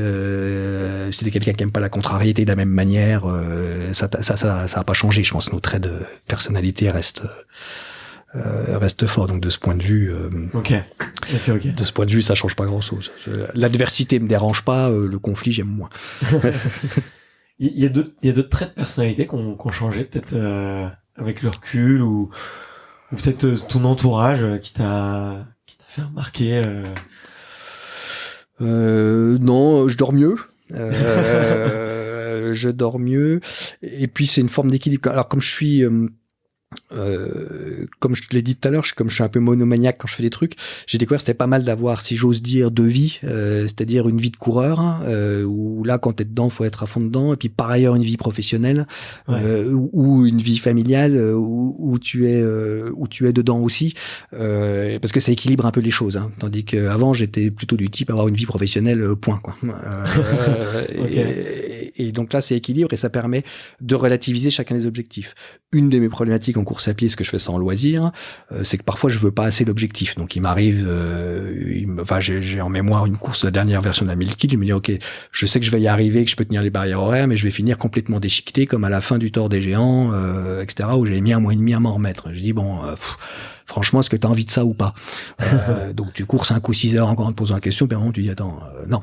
Donc t'arrêtes. C'est un truc que j'aurais pas nécessairement fait il y a 2 ans ou il y a 3 ans. Alors c'est pas un exemple sportif, mais c'est pour dire il faut mettre les choses à leur bonne place, quoi. Si tu fais un truc en loisir, tu fais un truc en loisir. Ça veut pas dire qu'il faut abandonner, il faut pas se donner l'objectif, il faut pas se donner les moyens d'y arriver, parce que sinon c'est un champ de larmes parce que tu n'as que des déceptions et des échecs. Mais faut pas non plus. Faut laisser les choses à leur place, quoi. Pas leur donner plus d'importance que ce qu'elles n'ont. Ok. Mais j'aime bien ce que tu dis. Et alors si je peux, alors quand tu cours, t'as le temps de réfléchir. Quand je faisais mes études, j'ai eu à aller interroger pour je sais plus quel cours de psychosociologie, enfin bon bref, peu importe, des moines de Cîteaux. Donc je faisais finance à l'époque et donc j'ai interviewé le frère, je sais pas comment ça s'appelle, le frère économe peut-être, enfin le directeur financier de l'abbaye de Cîteaux et de l'ordre des cisterciens. Ok. Donc il m'a parlé de l'organisation comptable, financière, etc., de l'ordre des cisterciens, les péréquations de recettes entre les abbayes qui perdaient de l'argent, les monastères qui en gagnaient. Enfin bon bref, c'était passionnant. Okay. Et à un moment, je lui dis, mais du coup, là, vous me parlez vachement de boulot, donc super. Par ailleurs, vous êtes moine, donc c'est pas pour bosser que vous êtes devenu moine. Vous faites comment? Il dit, c'est un de nos problèmes, c'est qu'en fait, la loi de l'ordre, c'est prier et travailler. Orare et laborare. Sauf que la règle de l'ordre ne dit pas dans quelle proportion. Et donc la vraie question, c'est est-ce que je prie 90% du temps et je bosse 10% de mon temps, ou est-ce que je fais moite-moite, ou etc. Et sachant qu'on considère que le travail que l'on fait, on le fait pour la gloire de Dieu, donc l'un dans l'autre, c'est presque pareil. Et je lui dis, ok, mais du coup, comment faites-vous? Et donc ce gars-là, qui a passé sa vie à réfléchir à la question, n'avait pas de réponse. Et donc il a dit, je me mets une limite arbitraire qui est de dire, alors lui, c'était quoi? C'est quand ils font du fromage à Cîteaux. Et donc il dit, quand j'aurai suffisamment, les vaches rempliront toutes les tables que l'on a, je ne construirai pas d'extension à l'étable. Et donc, c'est la limite que je me donnerai. Et tant que je suis pas là, je peux y aller. Donc, tout ça pour dire que quand on dit faut mettre les choses à leur place, c'est pas nécessairement simple.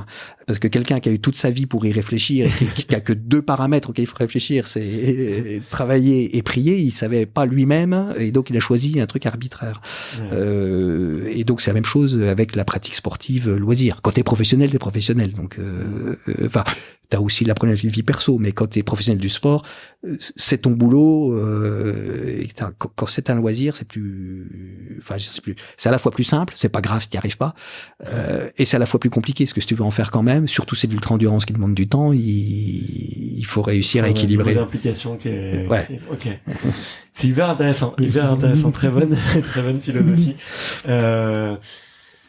Et il y a des choses que t'as appris sur toi, tu vois, des choses que t'as découvertes dans cette quête sportive et un peu spirituelle. Ouais, j'ai découvert que je pouvais être détendu dans l'échec. Enfin que j'ai découvert que finalement c'était pas si grave de se planter, de pas y arriver. Parce que bon, j'ai une on sent que t'aimes pas perdre quand même, hein. Non, mais j'ai une vie, enfin, oui, bien sûr, hein. Mais bon, en plus, j'ai le profil pour ça. On était 4 garçons toujours en compète, fait une prépa, une grande école, ensuite une carrière, enfin, t'es un peu, et puis ça me plaît bien, en plus, j'aime ça, quoi. J'aime la compète, etc. Mais justement, c'est ce qui m'a changé, ça m'a appris que finalement, alors, tu préfères réussir, hein, comme tout le monde, mais que dans l'échec, alors je vais pas jusqu'à dire soit je gagne, soit j'apprends, mais même dans l'échec, l'échec est jamais complet. Enfin, s'il est complet, c'est que t'as pas fait ce qu'il fallait, tu t'es pas préparé, donc limite c'est normal. Et puis comme t'as pas mis d'enjeu dedans, ce que tu t'es pas préparé, ça te coûte rien psychologiquement.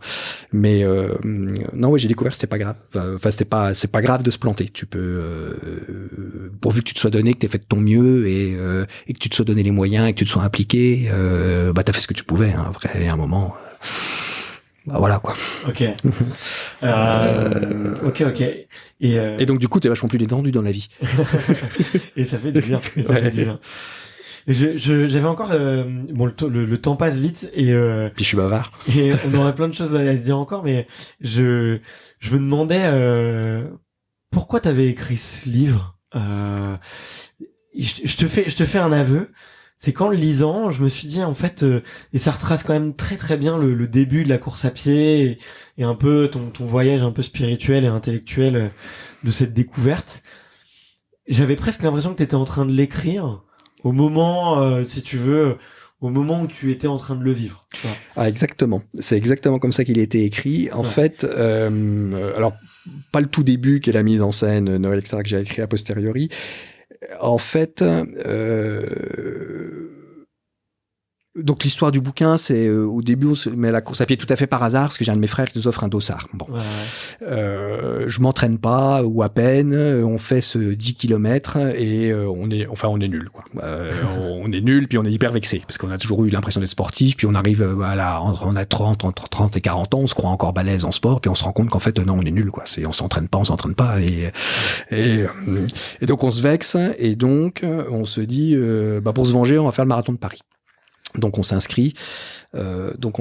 Et à partir de ce moment-là, donc j'ai fait un blog, mais juste à destination familiale, pour garder le lien avec mes frères qui sont pas tous parisiens, etc.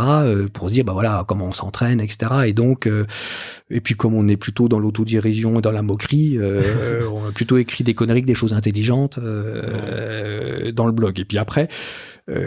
Comme ça fait mal de courir quand t'es pas habitué, je me suis dit à chaque fois que je cours, je vais réfléchir à ce que je vais écrire. Donc pendant que je courais, c'était ma manière de m'échapper, de pas penser à ce que j'étais en train de faire. Et donc du coup, je l'écrivais. Et une fois que j'avais ce blog, j'ai fini, je l'ai élargi à un cercle familial un peu plus large, puis à 2-3 amis qui me disent mais c'est sympa ton truc, peut-être en faire quelque chose, etc. Et donc du coup, j'ai repris ce qu'il y avait dans le blog. Et donc le gros intérêt, c'était effectivement que ce que j'ai écrit à l'époque en tant que débutant, c'est bien ce que je ressentais en tant que débutant. Donc il y a pas de recul, il y a pas de fiction au sens j'essaie de me remettre dedans. dedans ou je fictionnalise. C'est véritablement le témoignage de l'époque. Hein. Ok. Mais c'est une super bonne idée parce que finalement c'est hyper authentique. Alors j'avais retrouvé le blog, mais j'avais pas retrouvé du coup les articles du début. Maintenant le début, parce que s'il fallait expliquer parce que le début, j'ai le 10 km. Enfin quand je l'explique la montée, le début comment on l'a eu, etc. Je l'avais pas écrit dans le blog parce que comme c'était pour mes frères, ils connaissaient ça par cœur. Ok. Et c'est marrant quand même de se rajouter une contrainte en plus. Déjà, tu vois, tu sors de ta zone de confort parce que tu cours et tu découvres une discipline entre guillemets, et de se rajouter de se rajouter une contrainte supplémentaire. C'est une source de motivation supplémentaire ou c'est une discipline dont tu avais besoin? Moi j'ai pas vécu ça comme une d'abord depuis tout petit je me suis dit un jour j'écrirai un bouquin. Alors j'ai pas écrit le blog pour écrire un bouquin etc. Mais c'est venu après l'idée de le faire. C'est venu après l'idée de le faire, ouais. Non, mais c'était marrant parce que je réfléchissais des trucs à la con, puis je me disais on est vraiment nul quoi, on va jamais y arriver. Donc ça me faisait marrer d'essayer. Donc puis en plus c'était un peu c'est Bécassine découvre le jogging quoi. Toutes les conneries possibles et imaginables, je les ai faites. Hein. Et puis mon niveau me permet d'avoir beaucoup d'autodérision parce que sinon je m'en sors pas et non, souvent je me marrais quoi quand je voyais les difficultés que j'avais, mais je me moquais de moi-même. Hein. Ça c'est la partie marrante. La partie moins marrante, c'est que pendant presque un an j'ai couru avec les yeux rivés au sol parce que je voulais pas voir le regard des autres qui me regardaient courir. Ils me disaient ils doivent tous me trouver nul alors que les autres coureurs ils s'en foutent en fait. Mais donc non, j'ai pas vécu ça comme une contrainte. Écrire le bouquin après, c'était une contrainte parce qu'il a fallu se relire ce que j'avais écrit, remettre un peu en forme, etc. Donc là, c'était plus une contrainte, mais bon, j'avais un objectif qui était d'écrire le bouquin, donc c'était sympa. Mais non, sur le coup, c'était plutôt marrant d'écrire ça. Ouais. Et c'est à quel moment que du coup ce projet d'écriture il prend forme? C'est avant le marathon des sables? C'est après? Non, c'est après. C'est après. C'est après. Oui. C'est après. En fait, c'est venu du fait que tout à l'heure on parlait du regard que les gens portent sur le sport que tu fais. Donc, quand je me suis inscrit au marathon des sables, ça finit par se savoir dans mes relations professionnelles, amicales, etc. Et tout le monde me traitait comme une bête à cornes, quoi. Enfin, le gars pas normal avec des questions bizarres. C'était toujours les mêmes questions qui revenaient en fait sur l'endurance, les heures que tu passes, est-ce que t'as pas mal au genou, est-ce que moi je peux pas courir parce que j'ai mal au genou, etc., etc. Et comme toutes les questions revenaient tout le temps en même temps, je me suis dit, mais après tout, j'ai qu'à répondre d'une fois et pourquoi pas écrire un bouquin, parce qu'en fait, j'ai déjà répondu dans mon blog, mais les gens savent pas qu'il existe. Voilà. Et le déclic, en fait, ça a été, c'était hyper drôle. C'était avec un dîner, une femme que j'ai rencontrée qu'une fois dans ma vie, qui était vétérinaire et qui était vétérinaire sur des courses d'endurance ou de cross, je sais pas comment ça s'appelle, pour les chevaux. Ouais. Et elle dit, notre problème, c'est que les chevaux, ils parlent pas. Donc on savent pas ce qu'ils ressentent, etc. Ouais. Et donc elle m'a posé plein de questions, dont des questions que je m'étais pas posées en fait sur et quand vous êtes aux 2 tiers de la course et machin et c'est quoi votre perception et c'est quoi ta perception du temps. J'ai dit mais pourquoi tu poses la question? Il dit, les chevaux ils ont pas la perception du temps, donc comment tu etc. Donc t'expliques que parfois tu raisonnes que en temps. Je cours 24 heures, ou que en distance, je cours 160 bornes, ou ni l'un ni l'autre, tu dis, allez, il faut que j'avance encore une demi-heure, puis je verrai bien après où j'en suis, ou etc. Et donc, elle m'a posé plein de questions qu'elle pensait pouvoir s'appliquer aux chevaux, donc ça me faisait marrer d'être comparé à un cheval, mais okay. et donc je me dis, ça vaut le coup de creuser un peu et d'expliquer. Ok. Bon, génial. Écoute, il est 10h30, je m'étais engagé à te libérer à cette heure-là. Je me suis vraiment régalé, moi, pendant cette heure. J'aurais bien fait durer le plaisir un peu plus longtemps.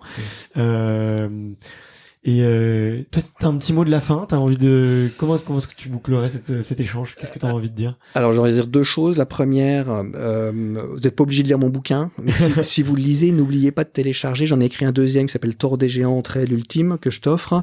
Mais qui est gratuit en fait. Dans le bouquin, dans mon livre, il y a un lien où on peut le télécharger en PDF. J'avais pas pris le temps de le faire. Ouais, c'est gentil. Donc voilà. Donc là, vous retrouverez l'anecdote sur des hallucinations. Non, et puis le mot de la fin, c'est faut pas se prendre au sérieux. Enfin, il y a même qui disent faut faire les choses sérieusement, mais pas se prendre au sérieux. Je dis mais même faut pas les faire sérieusement, vous emmerdez pas. Enfin, courir, c'est le seul truc sympa. C'est une paire de baskets et vous sortez et puis Et puis voilà quoi. Et puis si on vous dit c'est pas comme ça qu'il faut faire, n'hésitez pas à essayer quand même. Si on vous dit il faut atteindre 2 ans, faire un marathon, si t'as fait un marathon, faut pas courir pendant 42 jours après ou je ne sais quelle connerie. Faites comme vous le sentez. Vous faites pas mal, c'est tout. Enfin, si vous faites mal un peu, c'est pas très grave. Amusez-vous, faites comme vous le sentez. Et si vous aimez pas courir, vous forcez pas. On n'est pas obligé de courir. Il y a plein de gens qui ont un problème avec ça, parce qu'on les oblige à courir à l'école. Mais courir, c'est sympa. Et puis on fait des trucs géniaux au cours. On découvre des super podcasts. Hein. J'ai un copain qui a appris le russe en courant. On peut visiter plein de trucs. Via Paris, on peut visiter, Paris ou d'autres villes. C'est juste génial. Mettez vos shoes, allez courir et faites-vous plaisir. Hein. Et n'allez pas vite. Vous allez vous faire mal, vous allez vite. Ah, surtout allez pas vite. Courez longtemps. Non, mais j'ai beaucoup d'auditeurs qui seront très d'accord avec toi. Écoute, merci pour ce livre. S'il est aussi bien écrit que le premier, je vais le lire avec grand plaisir. Non, il est un peu moins bien écrit, je dois dire. C'est plus un truc sur le vif que j'ai fait exprès de pas reprendre. Donc, il y a 2-3 coquilles dedans. Bon, écoute, c'est très bien. Ça me va aussi quand c'est un peu brut de décoffrage. Merci infiniment. Écoute, j'ai pris beaucoup de plaisir. Et à toi, d'habitude, t'as une question à la fin. Est-ce que je peux recommander des sportifs, des gens, des machins, des bidules, hein? J'allais y venir, mais avant de terminer, ça commence par une question traditionnelle et ça termine par une question traditionnelle. Et du coup, c'est de savoir qui seraient les prochaines personnes que tu me recommandes d'aller interviewer. Et écoute, j'ai mon ordinateur, j'ai les doigts sur le clavier, donc je suis tout à l'écoute des gens que tu vas me recommander. D'autant plus que tu vois, j'ai de plus en plus envie d'aller voir des gens qui ont pas forcément une grosse notoriété, tu vois. Et c'est pas facile à trouver en fait des gens qui vont avoir des choses très intéressantes à dire ou une expérience intéressante à partager, parce que tu connais pas leur vie médiatique et du coup c'est pas facile. Donc je t'écoute. Avec qui tu me recommandes Alors il y en a un, je sais pas, tu en as sûrement entendu parler, c'est Nadir Dandoun. C'est celui qui a écrit un bouquin qui s'appelle Un tocard sur le toit du monde, qui a fait un film. Donc c'est un gars qui a une vie passionnante. Okay. Et là, c'est une tranche de sa vie, c'est-à-dire qu'il est parti de sa cité du 93 pour aller escalader l'Everest avec 0 moyen. Donc il a écrit un bouquin, il y a un film qui en a été tiré, je ne le connais pas, mais ce qui est intéressant, c'est au-delà de cet aspect de sa vie qui a été vachement médiatisé, il a par ailleurs eu d'autres vies. Il n'a pas hésité à être correspondant de guerre, je crois, pour la presse, etc. Donc, vachement intéressant. Oh, génial. Bah écoute, super recommandation, j'adore. Nadir Dandoun, ok. Il y en a un deuxième qui s'appelle Lionel Daudet, donc comme Alphonse, mais Lionel. On a déjà recommandé, je crois. Ouais. Rappelle-moi qui c'est. Il a écrit un bouquin qui s'appelle Le Tour de la France, exactement. Donc c'est quelqu'un qui s'est dit, je vais faire le tour de la France pile sur la frontière, que ce soit en kayak, quand il y a de l'eau, soit à vélo, quand je peux, soit en escalade en montagne.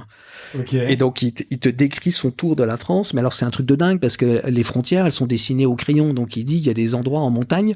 C'est moi qui, pour la première fois, ai gravi les cimes ou les pics qu'il fallait gravir. Hein. Okay. Et donc, sa règle, j'ai oublié ce que c'était. C'est 30 mètres à droite, 30 mètres à gauche de la frontière, mais pas plus, pas moins, etc. Et donc, c'est intéressant. C'est son tour de France avec plein d'anecdotes. Génial. Génial. Je le connais pas non plus, mais bon, voilà. Et un dernier. Il en a écrit un livre aussi ou... Oui. Ouais. Le Tour de la France, exactement. Ouais, exactement. Et tu m'as dit, mais j'ai noté le nom du livre. Super. En plus, on a tous une super liste de lecture, donc trop cool. Et d'ailleurs, aux auditeurs, je suis en train d'écrire des articles de blog avec tous les livres qui ont été recommandés par les invités. Donc, ne vous embêtez pas à faire une pause pendant votre footing. Je vous prépare ça et je vous enverrai ça doucement, notamment pour les gens qui sont dans la newsletter. Voilà. Okay. Et un dernier, alors là, c'est pas nécessairement ses bouquins que je recommande, c'est plutôt lui, comme interview, c'est Serge Girard. Serge Girard, il a juste fait le tour du monde en courant. Point. Plus de 40 000 bornes. Alors c'est pas tout à fait 100 bornes par jour, il est un peu paresseux, donc il a dû faire que 85 ou 90. Ok. Il a juste fait le tour du monde en courant, et c'était il y a pas très longtemps, c'était c'était juste avant le Covid, quoi. Okay. Et donc lui, juste incroyable. Et un bouquin pour ceux qui aiment un peu intellectualiser les trucs, que tu as peut-être déjà recommandé. Je suis désolé, j'ai pas écouté tous tes podcasts, il y en a plus de 100, alors. Je t'en voudrais pas. Vas-y, dis-moi tout. C'est Endurance de Alex Hutchinson. Ouais, il a déjà été cité. Ouais. Mais, tu fais bien Vachement bien. Et en fait, il fait le point sur sur l'état de la science en termes d'endurance. Est-ce que c'est les limites, elles sont psychologiques, est-ce qu'elles sont physiques, que c'est la science, et puis surtout il y a toute l'histoire de l'étude de l'endurance qui est hyper intéressante, quoi. On se rend compte que ça vient pas du sport, ça vient du monde professionnel. C'est-à-dire qu'on voulait savoir comment les ouvriers qui étaient fatigués au bout de 16 heures de boulot dans la mine, pourquoi ils ralentissaient au bout de 15 heures, quoi. Donc, etc. Donc ça c'est un bouquin qui très vite datera parce qu'il fait l'état de la science à l'état actuel des choses. Donc dans 5 ans, il sera un peu dépassé, mais c'est vachement intéressant. Il y a tout un historique. C'est tout le process de recherche aussi qui est intéressant et de savoir exactement les expériences bizarres qui ont été faites ou bien. Ce qu'on sait très bien, ce qu'on sait beaucoup moins bien, les perspectives à venir. Donc, écoute, merci infiniment pour toutes ces recommandations très précises. Ça me va droit au cœur. Merci beaucoup d'avoir fait ce petit travail, c'est très chouette. Écoute, je me suis régalé. Je suis sûr que ça plaira beaucoup aux auditeurs. Donc, merci d'être venu jusqu'à moi dans mon antre, dans mon royaume. Moi, j'en suis pas le propriétaire, mais ici à Station F, mais dans l'endroit où je suis ici et écoute, à très vite, pourquoi pas avec un petit autour d'un café avec Casquette Verte et Guillaume Artus, pourquoi pas, ou avec une paire de running. C'est super sympa. Merci de ton accueil et j'adore ton podcast. Et tu vois, on n'a pas nécessairement discuté de ce qu'on avait dit dont on parlerait, mais c'est l'esprit du truc, c'est top. Continue comme ça et bravo pour ce que tu fais, parce que ça doit te prendre un temps de malade. Non, pas tant que ça. C'est que du plaisir, et tu sais, quand c'est du plaisir, ça passe très vite. Donc t'en fais pas pour moi. Voilà. Bravo à toi. Salut Grégoire, merci beaucoup. Bye, ciao. Merci d'avoir écouté cet épisode jusqu'au bout. Si vous êtes encore là, c'est sûrement que l'épisode vous a plu, donc n'hésitez pas à le faire savoir autour de vous et à vous abonner pour ne louper aucun épisode. J'ai mis tous les liens dans la description, donc n'hésitez pas à y jeter un coup d'œil. Et sinon, moi je vous dis à la semaine prochaine pour une prochaine interview. Ciao!